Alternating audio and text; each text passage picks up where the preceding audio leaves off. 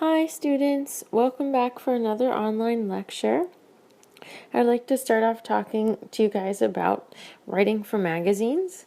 And I'm sure that you know that it has really such a cool it factor to it that, it's kind of the coolest thing you can do is write for a magazine, especially a fashion magazine, and especially a big one. So one, that's owned by one of the bigger media companies such as Fairchild or Condé Nast or Hearst.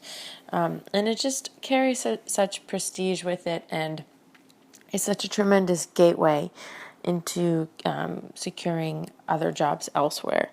So I implore you, if this is something that's interested in you, to an interest of you, that it would be great to use one of your internships at a magazine.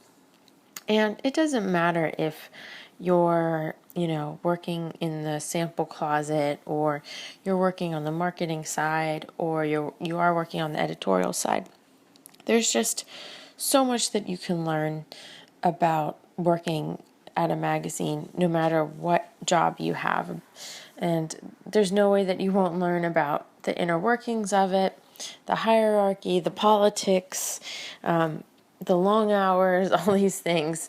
And so if it's something that you really love, you can deem, that it may be for you or not. But it's really just a great experience. And, I know there's a lot of publications that still do hire interns, and some of them, require that you're doing it for school credit or something like that. Most of them do actually these days, since a lot of internships are unpaid, unfortunately. That's a trade-off that they, say that they can do it for credit. And some, just kind of have you doing more menial work, like returning samples or tracking samples. But others let you do more glamorous stuff, like actually go on photo shoots or even do a bit of writing for the publication.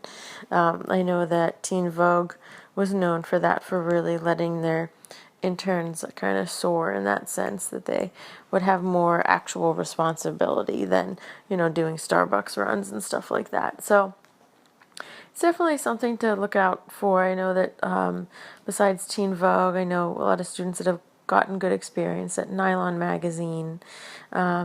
So you can start with the big ones or smaller ones to try to gain some experience. And, there's benefits to both. Sometimes if you work for a smaller publication, you may have the option to be doing a lot more at once, which can be cool and stimulating as well. So keep an eye out on that stuff. There's a career net option through the school, and then some other good sites to check are Free Fashion Internships and Ed 2010. And Fashionista, I think, post internships every now and then. So there's some other good sites to check. But yeah, working for a magazine is unlike anything else. It's a different environment than a newspaper or a trade publication, and you really learn a lot about working on deadlines and how things seem to come together or fall apart at the last minute, and all the little pieces that go into just one photograph, one story. That it can be quite a lot of work and have a lot of eyes on it and hands kind of touching it and working on it. So it's definitely a process, and it ends up being more collaborative than you would think. So definitely something that I'd recommend experiencing. My personal experience with magazines is quite varied, and most of the time I was not in-house at the actual magazine. I would be writing, editing, contributing from the comfort of my home, which is nice that, I can just work in my pajamas, literally. But sometimes I would have to go in every day to the magazine, or check in occasionally. And so that actually was more of a learning experience, because I really immersed myself in the culture and knew in the long run if it was going to be a good fit for me or not. So it's always valuable, to have internships in which there's an office that you can go to, especially in this capacity. But, as things become shifted more online, the traditional office setting has kind of been going away a bit. So just something to consider as far as how you like to learn and what you'd like to learn, and what way to do it in an environment may be best. But I digress. So let's get a little bit more into the logistics of working for consumer magazines. And so in your text, you'll read a little bit about the trade magazine options, and kind of the difference of what that may be between trade and consumer.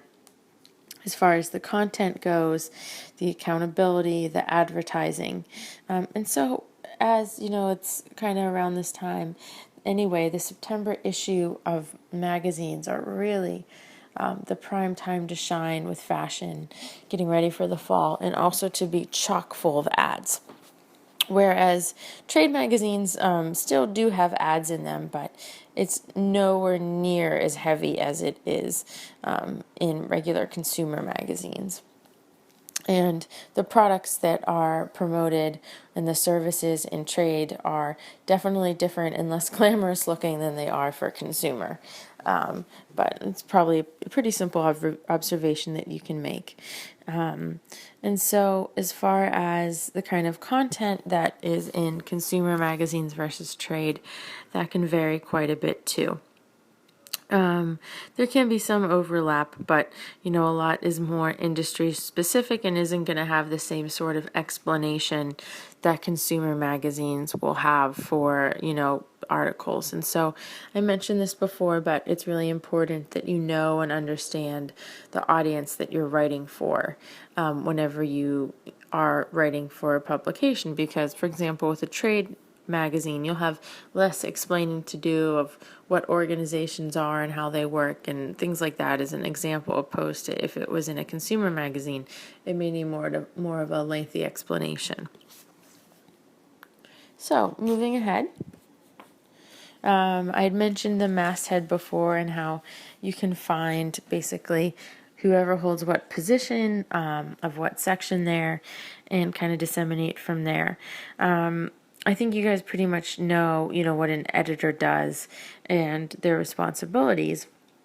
And so I think we can kind of skip past spending too much time on that part, because especially starting out, most likely you're not going to be an editor. You're going to start off as a writer, contributor, a freelance to the publication. So you'll interact with editors, but you won't necessarily be one quite yet. So you won't have to worry about the added list of responsibilities.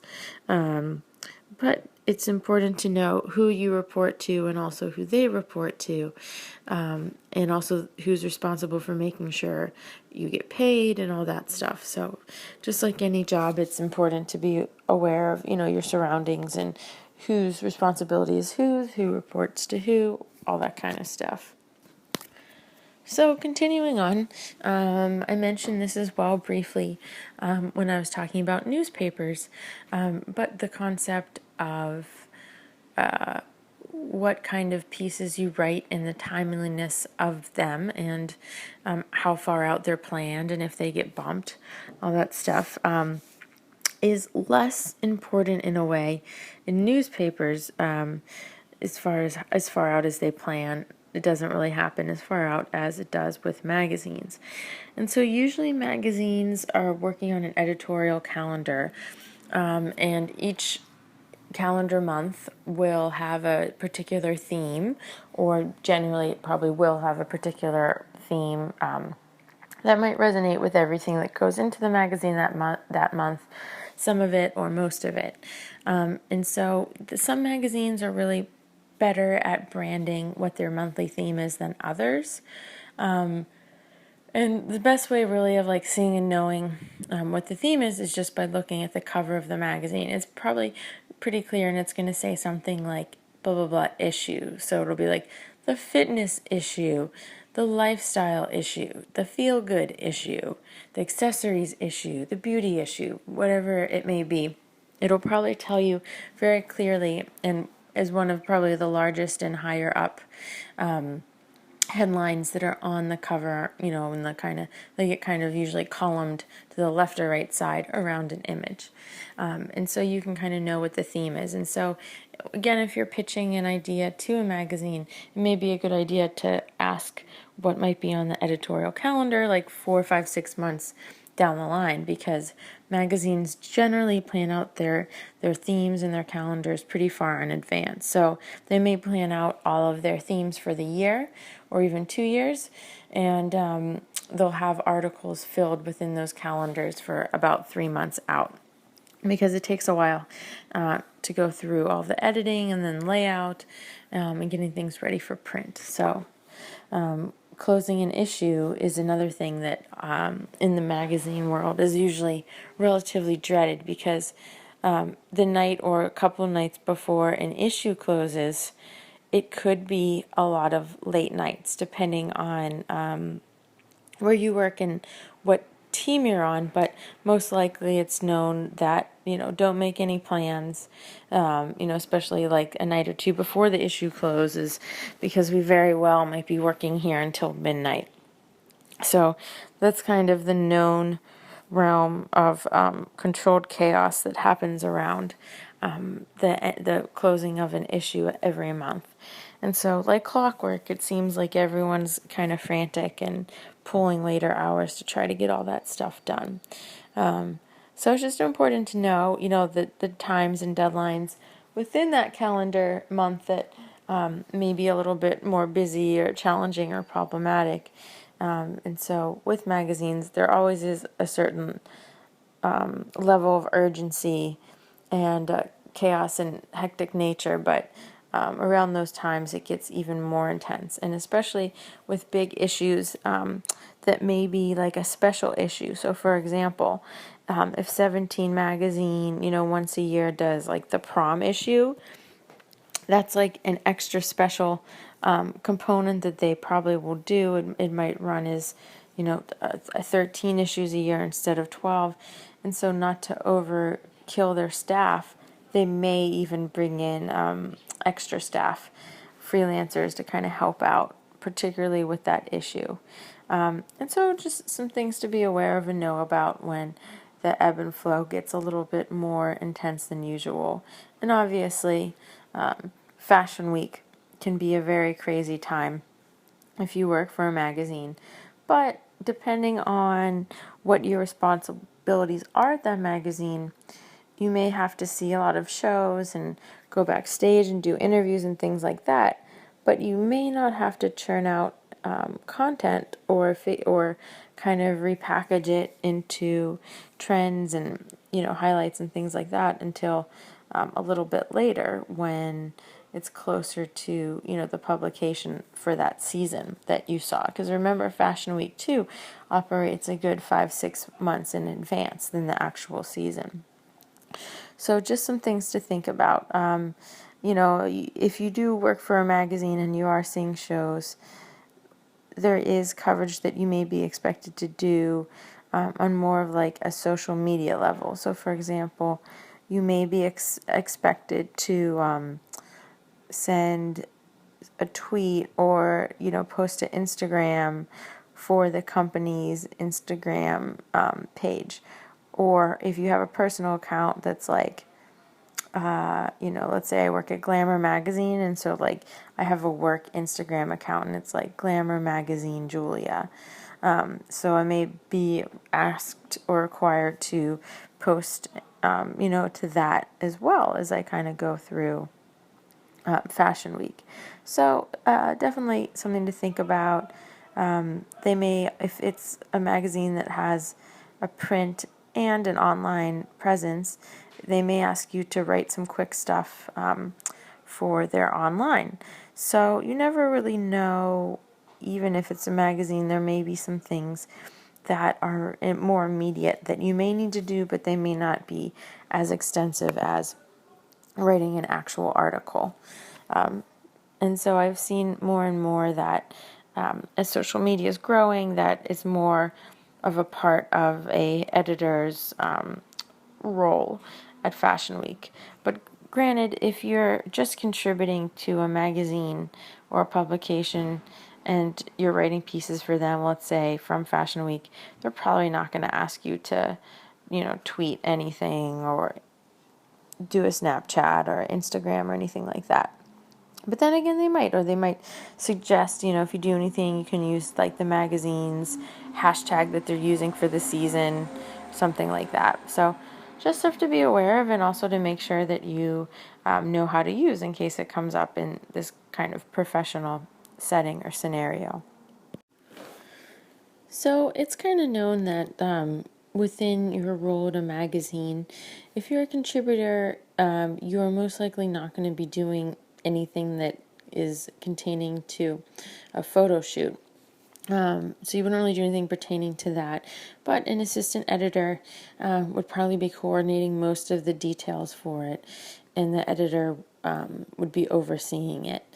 And so it's important to kind of know what you need to coordinate and how these things work, because if you do, let's just say you do move up from a contributor to an editor status or assistant editor, you'll kind of need to know what it entails. And so you'll definitely need to have, you'll probably have people that the editor prefers to work with on these kind of things, which involve, the photographer, a stylist perhaps, models, hair, makeup, nails, all that kind of stuff. And so you'll have to make sure that all of those people are coordinated with and booked. And nowadays, there are lots of agents that are involved, so make sure that everything is on board with that. And you go through the proper channels to book these talent folk. And then the most important thing as well is to remember that you get the clothes and how long you have them for, because if a shoot is, let's say, supposed to be outside and it gets pushed back, and let's say the clothes have to be back on Monday, but you're scheduled for Tuesday, it could pose a major problem. And so most likely you'll work with a stylist as well, who will be kind of conducting, acquiring the jewelry and accessories and clothing for a shoot. And so if a stylist borrows clothing or items from brands or designers, they have a certain obligation that those items will be returned, and returned in mint condition, or as they were when they went out. And so some brands even go as far as to make stylists sign contracts saying that they're responsible for anything that gets lost or damaged, etc. And even though this is should be a scary standard, I can't tell you how many times things have been misplaced or lost or sent back to the wrong company that were borrowed for a shoot. And so if you are, part of a shoot and coordinating these kind of things for a magazine, you really need to make sure that all pieces are accounted for, that nobody, a model doesn't walk off with a pair of shoes or something thinking they can keep them, but they actually can't. So most things, that are received or borrowed for a shoot do have to go back. They're not for keeps. But if it's something like a beauty product, in that case, they are kept, and you have to remember or think about it from the mind of kind of a photographer or stylist when you ask to, get samples, because especially with beauty, it's a pretty popular practice and way to kind of style products is to kind of smash them up, smash up the powder, run the nail polish all over the place, smash that, the lipstick bullet. And so whenever you ask for these products, you usually should ask for them in three of each kind or color, so that, you can smash them up and play with them and stuff, but, you still have another one to shoot just as the product itself. And so it's always a good idea to ask for more than one. Kind of an insider's trick. And it's always a good idea too to have a small kit of items on you if you go to a shoot that may come in necessary in a pinch. So for example, double-sided tape, safety pins, crazy glue, maybe a mini sewing kit, bobby pins, all kind of things that like really come in handy in a pinch that may relate to any sort of clothing adjustment or malfunction. So it's, if you ever take a class or have taken a class on styling, they may have already told you that. But it's important to always be prepared, and to prepare for worst case scenario, in these kind of like styling situations, especially if you're not in a studio that, is part of your office or building, or you're, at a remote or outdoor location, and you're really going to have to think on your toes. So it's important to kind of keep things around that may come in handy in a pinch. So when writing to a magazine, it's really important that you've read the magazine before, that you at least have an article close by to your desk that you can reference for tone and style, maybe as you're writing or before you write or after you write, but just have it around somewhere, to kind of have a nice checkpoint to see if you're writing into the same style of writing that the magazine is known for. And so, most writing for magazines tends to be a little bit more on the personal, casual, down to earth, informal style. And generally, articles are in the first person. However, editorial pieces that may be more market pieces with product and trends showcased, most likely will be in the third person. And it'll be more generalized, and shorter language as well. So it's a good idea to understand what kind of tone and language is applicable for the different sections of the magazine, and try to adapt to that. And it's also important that within your article itself you stay consistent with the tense that you're using. So if you refer to people as singular or as plural, remember to kind of stick to that and keep that consistent. If you're writing in first person, a lot of I's, use, then make sure that you stay consistent with that, as well as if you're writing in third person, he, she, it. So just that can be another layer in your editing process when you go over things that you double check, just to make sure that you've covered all your bases and that everything is not only written well, but as consistent and tight as possible. So moving ahead, there's a checklist for evaluating story ideas, and it's a 6-question test that is recommended in Writing for Magazines chapter. Those questions are they fresh? You can ask yourself if your ideas are fresh and timely. Do they have an angle? Are they tightly focused? Do they truly interest you? Are they likely to interest editors, readers of trade professional publications as well as consumer publications? What research is entailed? Can you gain access to sources, and will you have time to complete all necessary research before writing the article? So these are all really good questions that you can ask. And really, if I were to reorder these, the way that I kind of do them whenever I pitch an article, and I actually just pitched one today, so it's pretty fresh in my mind, but it'll be like this. It'll be, number 1, do they truly interest you? I personally only want to write about things that are interesting to me. And it doesn't have to be, ideally, it's in the realm of fashion and beauty, because that's my passion and really what I want to do with my life and my career. But on the other hand, if it's something that might be really interesting and different that I've never thought about or learned about, it could be a really great opportunity. So there's that angle too. And sometimes it happens where I pitch articles and an editor says, oh, actually, I've been meaning to assign this article to someone. Here's the parameters of it. Would you care to do it? And it's infrequent that there's something that I really don't want to do, or I'm like, oh, I hate that. I could never write about that. And if I feel that way, I'll politely say that. It's not really that good of a thing to do, but it's if you really feel like there's something you don't want to do, you can counter it by kind of saying like, oh, I really, don't really feel that I'm the right, fit for that piece, but how about this? And maybe you could pitch something similar that you do want to do. So that's kind of a way to kind of circumvent it a bit.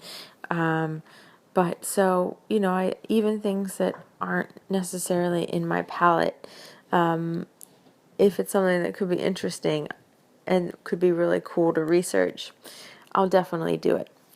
So first, do they truly interest you? That's kind of what I like to think about. And then, do they have an angle?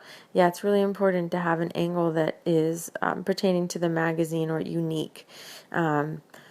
So for example, like I was working on a piece and it started off like, it seems like hoop earrings are really popular lately. I'd like to do a piece on how hoop earrings have come back, into popularity. And then I had to fine tune that a bit more. And so I was like, okay, I'd like to talk about how oversized statement hoop earrings are back, and they're bigger than ever, and they're more versatile than ever in the range of being appropriate for day and evening, and also in the range of celebrities who've wearing them. Everyone from a 70-year-old celebrity to a 23-year-old celebrity. And most of these celebrities have been wearing hoops like all the time now. Every single picture has them in hoop earrings. So then I'm going to take the hoops, these oversized hoops, and I'm going to break them down into 4 different styles of hoops that you can possibly wear that are oversized and the celebrities are wearing as well. And so those are going to be like blinged out hoops, bamboo hoops, large and thin hoops, and studded hoops. And so from there, then I have quite a bit of information, right? So it's very, very angled, and going to the next one, it's tightly focused because I very much zeroed in on a niche, on a very specific aspect of it. So then I'm going to make it fresh and timely, which is the next one, by adding in a bit of a shopping guide. So not only am I going to have like 4 different styles of hoops within this oversized hoop earring trend, but I'm also going to have about 4 different examples at a variety of price points that of hoop earrings that you can buy that are available now for each of those styles. And so that's adding in, another element that's like saying like, you can listen to what I say and you can see what the celebrities are wearing, but here's the proof. Look at all these stores and all these brands that are carrying these hoop earrings, and you can buy them right now because they're in stock right now. So that's another element.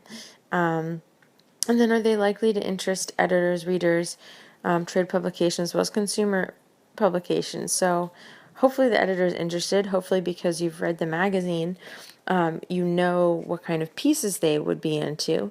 And then readers, the exact same thing. And so anything too that is shoppable and affordable, people really, really love that. And so I can't say that goes for every fashion magazine, but for a whole heck of a lot of them, it is the truth. And so if you have, a website that is part of the magazine, links to those products will also live there. So it's an easy way for, readers to kind of click through and go right to it. And then finally, what research is entailed? Can you gain access to sources, and will you have time to complete all necessary research before writing the articles? So when I pitch this article, I have to think about the fact of, if I get some sources, some quotes, will that be doable? Who do I know as contacts that might be able to help? How will I get these sources? How will I get these images? How will I find products to link to? So those are all things that you need to keep in mind as you're kind of formulating, this piece. And for example, you could probably quote one designer and one brand or retailer for this hoops piece. And then you could use celebrity images that you'd probably have to use from a bigger conglomerate media wire like Getty Images or something like that, because it's hard to get, authorized images of celebrities. And you have to be careful about stealing people's photos from the internet and making sure they get credited properly and all that stuff. So it's important to make sure that, you work for a publication that can pull these things from other reputable sources as well. But you'll be responsible for most likely at least telling them the photos that you want and sending links or descriptions, and also making sure that you find contacts to quote for the piece. And a copy editor may contact those people to verify, that the information that is in the piece is correct and they're okay with you running it. Or you as a journalist, once the piece has been edited, may circle back with them and make sure they're okay with it. And so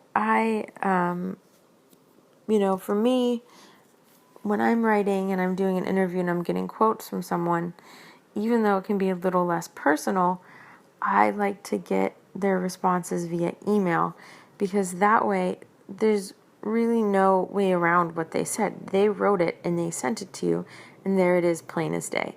So there's nothing that can be misconstrued in that, or it's very hard to do. And so I've been, quoted for pieces all in newspapers and magazines, and it'll either be a copy editor or the reporter herself or himself will get back in touch with me and say, hey, here's the quote that I'm going to use for you. Is that okay? Do you want me to change anything? Because sometimes when you're talking to someone, if you do like an over the phone or in-person interview, you can mean one thing, but it can sound like another. And as a piece changes, it'll be edited not in it won't go the chronological order of your interview necessarily. So you want to make sure that the context that it's placed in is correct for that quote. And so that's always a really good quality reporter move, to contact your subject once the piece is pretty much ready and make sure that they're okay with the quote that you're going to use for them. And so again, by making sure that you plan these things in advance and that you give, your interviewee enough time to respond to you and you enough time to work on the piece, send it to them, possibly just the quote and get a response back. That's important. While I'm on that, if anyone ever wants to see the piece that you're writing or look it over, anything that might be someone that you quoted, or just isn't someone who's your editor, don't do it. You don't have to do it. There's a difference between sending someone your quote, their quote that they said to you, versus sending them the whole article that you're working on. It gets a little weird. Some people want to see because they want to kind of manipulate it so that it, totally is about them. And so just avoid that practice. Maybe just say like, oh, I submitted it already, or, try to say maybe, oh, it's not done yet. Thanks, I'll let you know if I need any input or something like that. But never get into the practice of doing that. That's almost as bad as, as bad as promising someone that something will end up in an article that you've no control over, which I talked about in the last lesson as well. So just be careful about those kind of things. In the newspapers chapter, we talked about choosing a title and how, for the most part, it should be relatively straightforward and newsworthy. With magazines, it can be a little bit more fun and flirty and sensational. And there are some common kind of breakouts of categories that are popular for magazines. And they're popular and they do well. And so that's why they're a formula that keeps being used time and time again. So how-tos are pretty popular. Descriptive, question, and statements. And so I think they're pretty straightforward. Also using numbers are always pretty popular. So for example, like it can be a how-to, but it could have a ascribed in, numerical set of guidelines. So, for example, it could be like 10 ways to apply red lipstick without smudging it. Something like that. So you see like numbers all the time. If now that I've said it, it's probably going to annoy you because you'll go and pick up a magazine or be looking at magazines and you'll see, numbers in the titles on the front page, in the magazine and on the cover just popping out at you. So going on from choosing the title, when you write the title, sometimes, you may have it designated to you to a certain extent if an editor asks you to write a piece. They basically already give you a title, most likely, for you to use. But when you pitch your articles to an editor as a writer, you're probably going to give your pieces a title to begin with anyway. So you may want to stick with that for your piece itself, or you may want to enhance it a bit and make it, a little bit better now that you've had more time and you've written the piece. And so what I like to do is that I write like a preliminary title. And unless I love it, I change it by the time I finished writing the piece and I make it much better. Because by now I have like a whole descriptive vocabulary and have written the piece, so I know everything about it. And there may be like a cute, funny little cliched, phrase or something like that that may be more appropriate at this point after it's been written. And so I think that the pieces that people struggle with the most when writing, is coming up with a title, coming up with a lead, and coming up with a conclusion. And some of the pieces that relate to magazines have similar structure as they do with newspapers. So, for example, the anecdote is a popular one that has a self-contained story at the beginning and as well as at the end.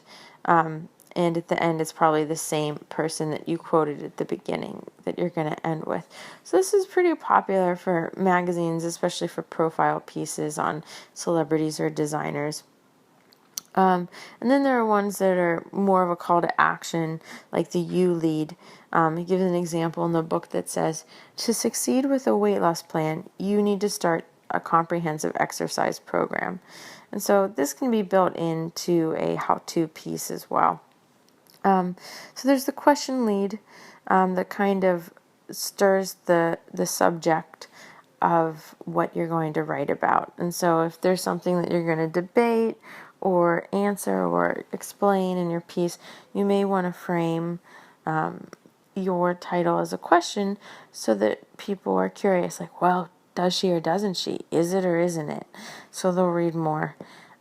Think about a lot of the more like tabloid, like gossip celebrity magazines, and you'll see a lot more of this question lead in because they'll want you to flip through the pages and read what they have to say.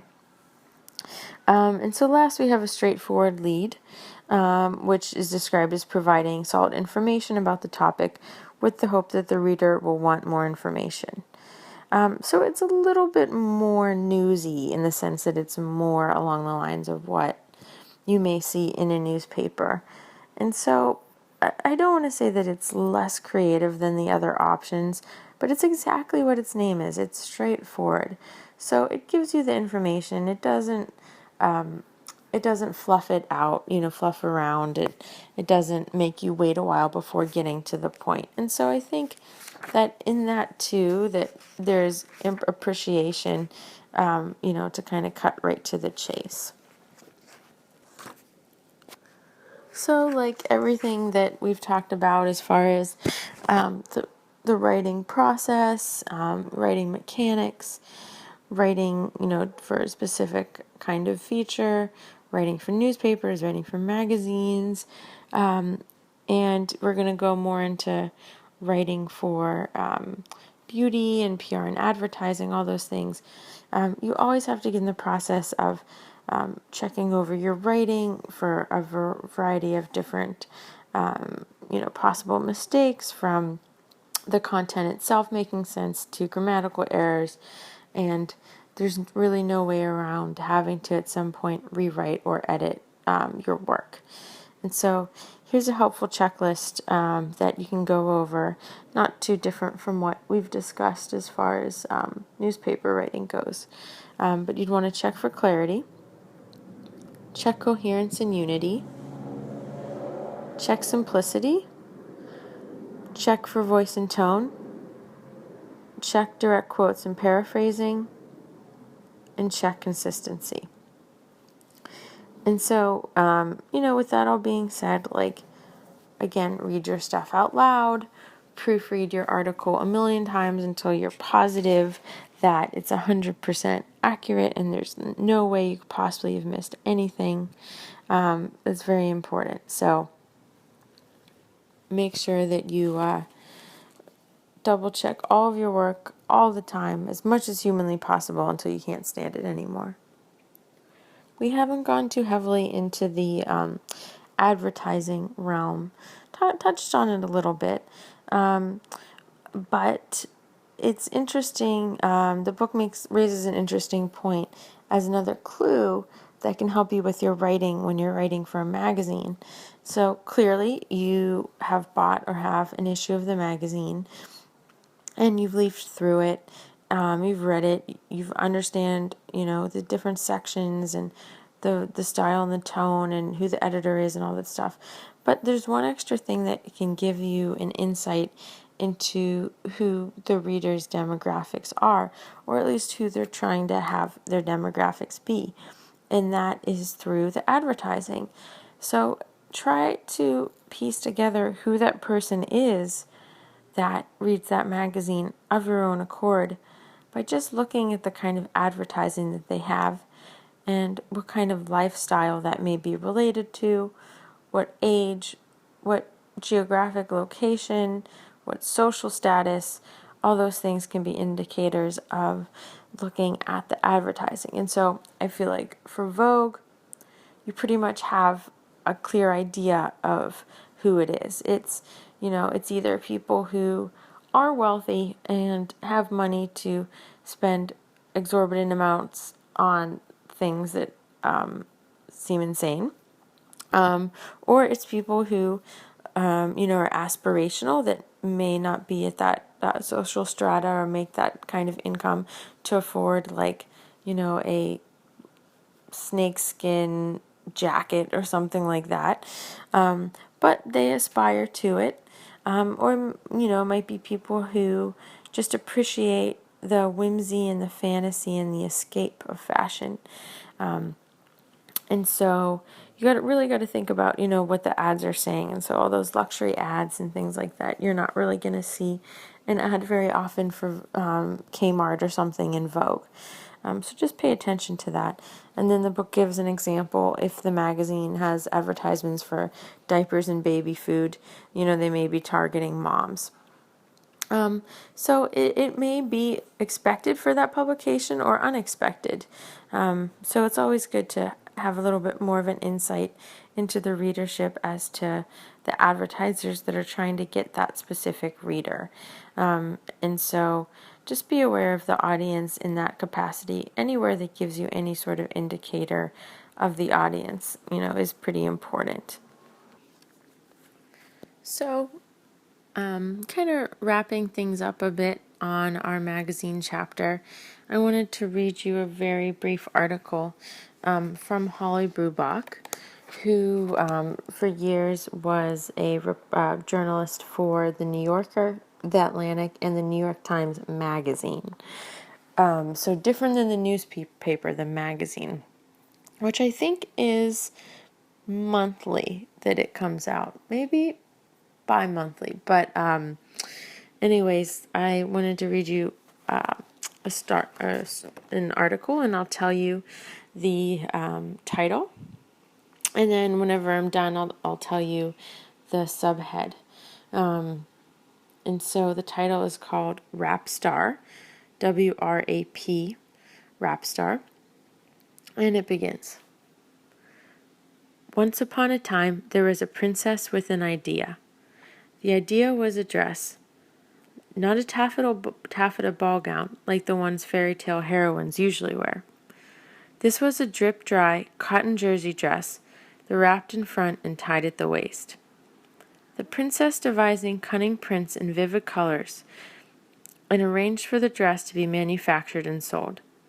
In no time, women all across the land were buying the dresses, 5 million of them, and wearing them. And even though the princess was a member of the jet set, famous far and wide as a glamorous party girl, her dress was seen as evidence of an uncanny knack for identifying with her customers. They felt that she must have understood them to have invented something so comfortable and practical, so suitable to their own everyday adventures and to their newfound sense of independence. For the women of the land had gone to work. Hi-ho! It was the 70s, and in mass they left their sculleries in their hearts for careers in finance, law, and other fields that had been in the province of men. Wearing a wrap dress by the princess, an entrepreneur herself, the women went on job interviews. They went straight from the office out to dinner. They went around the world, washing the dress at night in the sink in their hotel rooms, requiring no help with the zipper and back or with hard-to-reach hooks and eyes. The wrap dress epitomized not only the spirit of women's liberation, but of sexual liberation too. In 2 minutes flat, a woman could be dressed and out the door. She could be undressed in even less time.